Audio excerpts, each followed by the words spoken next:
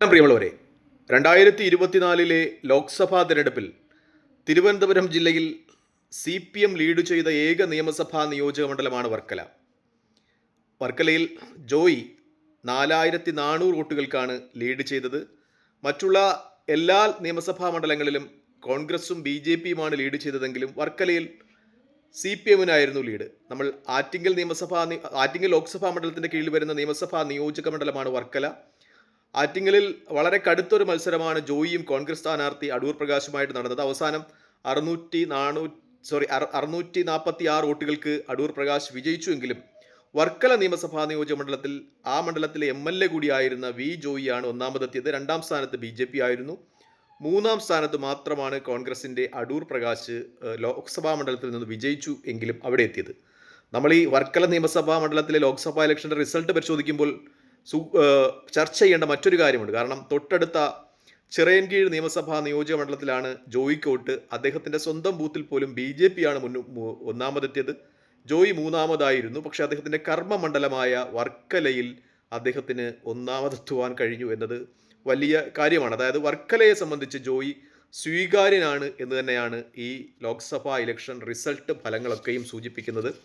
അതുകൊണ്ട് തന്നെ ഒരു നിയമസഭാ ഇലക്ഷൻ്റെ പടിവാതിൽ എത്തി നിൽക്കുമ്പോൾ ജോയിക്ക് തന്നെയാണ് അവിടെ സാധ്യത നിയമസഭയിലേക്ക് CPM സ്ഥാനാർത്ഥിയാകുവാൻ എന്ന ഒരു പ്രത്യേകതയുണ്ട്. അദ്ദേഹം 3 ടേം പൂർത്തിയാക്കുന്നുണ്ടെങ്കിൽ പോലും ഈ ഒരു സാഹചര്യത്തിൽ അവിടെ സ്ഥാനാർത്ഥിയായി നിന്ന് മത്സരിച്ച് വിജയിക്കുവാൻ പറ്റുന്ന മറ്റൊരു CPMൻ്റെ മുഖം ഇല്ല എന്ന ഒരു പ്രത്യേകത ഉണ്ട്. അതുകൊണ്ട് തന്നെ അദ്ദേഹം അവിടെ സ്ഥാനാർത്ഥിയായി എത്തപ്പെടും എന്ന ഒരു ചർച്ച തന്നെയാണ് നടക്കുന്നത്. എന്തായാലും 2016 കോൺഗ്രസിൻ്റെ ഏറ്റവും ജനകീയനായ വർക്കല കഹാറിനെ പരാജയപ്പെടുത്തിക്കൊണ്ടാണ് ജോയി തൻ്റെ ജൈത്രയാത്ര വർക്കല നിയമസഭാ നിയോജക മണ്ഡലത്തിൽ നിന്ന് ആരംഭിക്കുന്നത്. 2386 വോട്ടുകൾക്കാണ് അദ്ദേഹം ആദ്യം വിജയിക്കുന്നത്. 2021 കോൺഗ്രസിൻ്റെ യുവമുഖവും തീപ്പൊരു നേതാവുമായ BRM ഷഫീറിനെ 17821 വോട്ടുകളുടെ വലിയ ഭൂരിപക്ഷത്തിലാണ് ജോയി പരാജയപ്പെടുത്തുന്നത് എന്ന ഒരു പ്രത്യേകത. നമ്മൾ ഈ വർക്കല നിയമസഭാ നിയോജക മണ്ഡലത്തിൻ്റെ ഒരു ചരിത്രമെടുക്കുകയാണെങ്കിൽ അത് ഇടതുപക്ഷത്തോട് ആഭിമുഖ്യം പുലർത്തുന്ന ഒരു മണ്ഡലം ആണ് എന്നതാണ് വ്യക്തം. പ്രത്യേകിച്ചും 2011 വർക്കല കഹാർ AA റഹീമിനെ 10710 വോട്ടുകൾക്ക് പരാജയപ്പെടുത്തുന്ന ഒരു ചരിത്രമൊഴിച്ചാൽ 3 പ്രാവശ്യം വർക്കല കഹാർ അവിടെ നിന്ന് വിജയിച്ചിട്ടുണ്ടെങ്കിലും മറ്റു 2 പ്രാവശ്യവും വർക്കല കഹാർ വിജയിക്കുന്നത് താരതമ്യേന ചെറിയ ഭൂരിപക്ഷത്തിനാണ്. 2006 സുന്ദരേഷിനെ പരാജയപ്പെടുത്തുന്നത് 1625 വോട്ടുകൾക്കാണെങ്കിൽ 2001 PK ഗുരുദാസിനെ പരാജയപ്പെടുത്തുന്നത് 1988 വോട്ടുകൾ കൊണ്ടാണ്. അതായത് വ്യക്തിബന്ധങ്ങൾ കൊണ്ടാണ് വർക്കല കഹാർ ആ മണ്ഡലം മിക്കപ്പോഴും പിടിച്ചെടുത്തിട്ടുള്ളത് എന്നത് വ്യക്തമാണ്. കാരണം CPMന് വലിയ പ്രാധാന്യമുള്ള ഒരു മണ്ഡലമാണ് എന്ന കാര്യത്തിൽ സംശയമില്ല. പക്ഷേ 2016 അദ്ദേഹത്തിന് അവിടെ അടിതെറ്റുന്നുണ്ട്.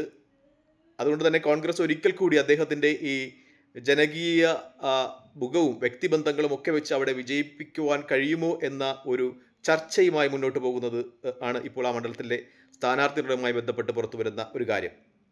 മറ്റൊരു കാര്യം കോൺഗ്രസ് അവിടെ പരിഗണിക്കുന്നത് ആ മണ്ഡലത്തിൻ്റെ കീഴിൽ വരുന്ന തദ്ദേശ സ്വയംഭരണ സ്ഥാപനങ്ങളിൽ വലിയ വിജയം നേടിയ യുവ നേതാക്കന്മാരുണ്ട്. NSAയുടെ ദേശീയ കോർഡിനേറ്റർ നബീൽ കല്ലമ്പലം ഉൾപ്പെടുന്ന അദ്ദേഹം മണമ്പൂർ ജില്ലാ പഞ്ചായത്തിൽ നിന്ന് വലിയ ഭൂരിപക്ഷത്തിൽ വിജയിച്ചിട്ടുണ്ട്. അതും LDFന് ആഭിമുഖ്യമുള്ള ഒരു ജില്ലാ പഞ്ചായത്ത് ഡിവിഷനാണ്. ചരിത്രത്തിൽ ഇതുവരെയും LDF അവിടെ വിജയിച്ചിട്ടില്ല. അവിടെ നിന്ന് വിജയിച്ച നബീൽ കല്ലമ്പലവും അവിടെ സ്ഥാനാർത്ഥിയാകുവാൻ കോൺഗ്രസ് പരിഗണിക്കുന്നു എന്ന ഒരു പ്രത്യേകതയുണ്ട്. മറ്റൊന്ന് SS ലാലിൻ്റെ പേരാണ് പറഞ്ഞു കേൾക്കുന്നത്. ഐക്യരാഷ്ട്രസഭയിലേക്ക് വലിയ പദവികൾ വഹിച്ചിരുന്ന SS ലാൽ കഴിഞ്ഞ തവണ കഴക്കൂട്ടത്ത് മത്സരിച്ച് 3ാം സ്ഥാനത്തെത്തി. അദ്ദേഹത്തിൻ്റെ പേര് അവിടെ പരിഗണിക്കുന്നുണ്ട്. അദ്ദേഹം ഒരു ഈഴവ സമുദായ അംഗമാണ്. ഈഴവ സമുദായ അംഗങ്ങൾക്ക് ആ മണ്ഡലത്തിൽ സ്ഥാനാർത്ഥിത്വം കോൺഗ്രസ് നൽകുകയാണെങ്കിൽ SS ലാലിൻ്റെ പേര് പരിഗണിക്കുന്നു.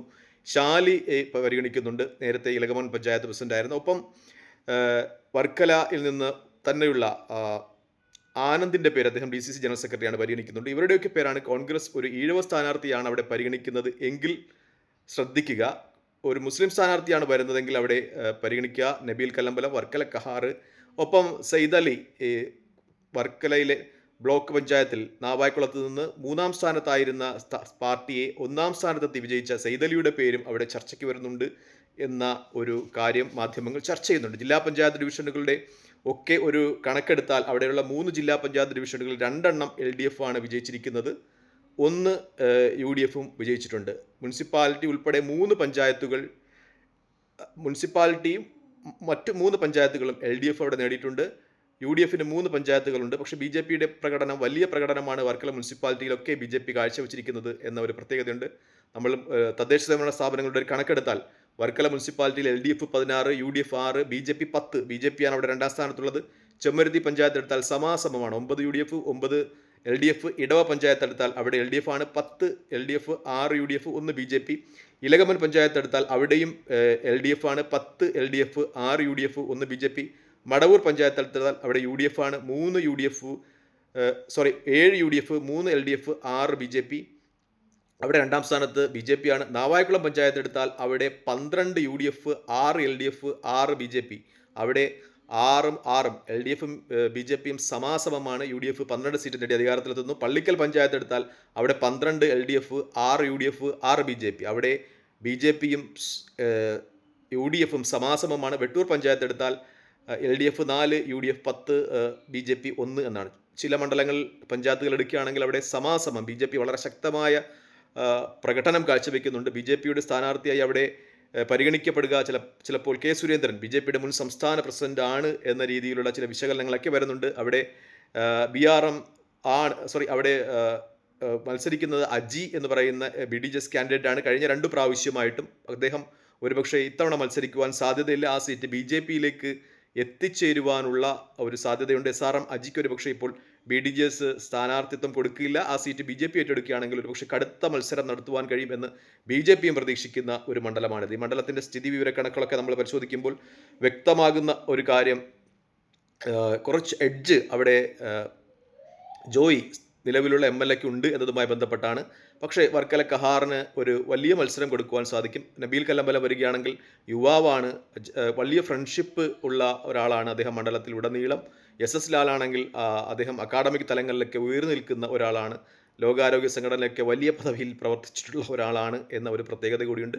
എന്തായാലും അവിടെ ഒരു കടുത്ത മത്സരം നടക്കും എന്ന കാര്യത്തിൽ സംശയമില്ല. കോൺഗ്രസും ബി ജെ പിയും സി പി എമ്മും അവിടെ സാധ്യതകൾ കൽപ്പിക്കുന്നു എന്നത് പ്രധാനപ്പെട്ട ഒരു കാര്യമാണ്. ബി ജെ പിക്ക് തങ്ങളുടെ ലോക്സഭാ ഇലക്ഷനിലെ പ്രകടനം അവിടെ നിലനിർത്തുവാൻ കഴിഞ്ഞില്ല എന്നത് വസ്തുതയാണ്. കാരണം ലോക്സഭാ ഇലക്ഷനിൽ അവിടെ ബി ജെ പി ആയിരുന്നു, മുരളീധരനായിരുന്നു, കേന്ദ്രമന്ത്രി മുരളീധരനായിരുന്നു അവിടെ 2ാം സ്ഥാനത്തെത്തി. പക്ഷേ അദ്ദേഹത്തിന് അന്ന് SNDPയുടെയൊക്കെ അടിയുറച്ച പിന്തുണ ഉണ്ടായിരുന്നു എന്നത് വാസ്തവമാണ്. ആ ഒരു ഇലക്ഷൻ്റെ മികച്ച പ്രകടനം അവർക്ക് തദ്ദേശ സ്വയംഭരണ തെരഞ്ഞെടുപ്പിൽ നിലനിർത്തുവാൻ കഴിഞ്ഞില്ല എന്ന ഒരു വസ്തുതയുണ്ട്. അവിടുത്തെ മത്സരം കടുക്കും എന്ന കാര്യത്തിൽ സംശയമില്ല. മറ്റൊരു മണ്ഡലമായി കാണുന്നതുവരെ നന്ദി, നമസ്കാരം, ജയ് ഹിന്ദ്. വീഡിയോ ഇഷ്ടപ്പെടുന്നുണ്ടെങ്കിൽ ലൈക്ക് ചെയ്യുക, ഷെയർ ചെയ്യുക, കമൻറ്റ് ചെയ്യുക. മറ്റൊരു വീഡിയോയിൽ കാണുന്നവരെ ജയ് ഹിന്ദ്. എല്ലാ മണ്ഡലങ്ങളുടെയും തിരുവനന്തപുരം ജില്ലയിലെ ഓരോ മണ്ഡലങ്ങളുടെയും വിശദമായ പഠനങ്ങൾ ഉൾക്കൊണ്ടുകൊണ്ടുള്ള വീഡിയോകൾ വീണ്ടും ഉണ്ടാകും. നന്ദി, നമസ്കാരം, ജയ് ഹിന്ദ്.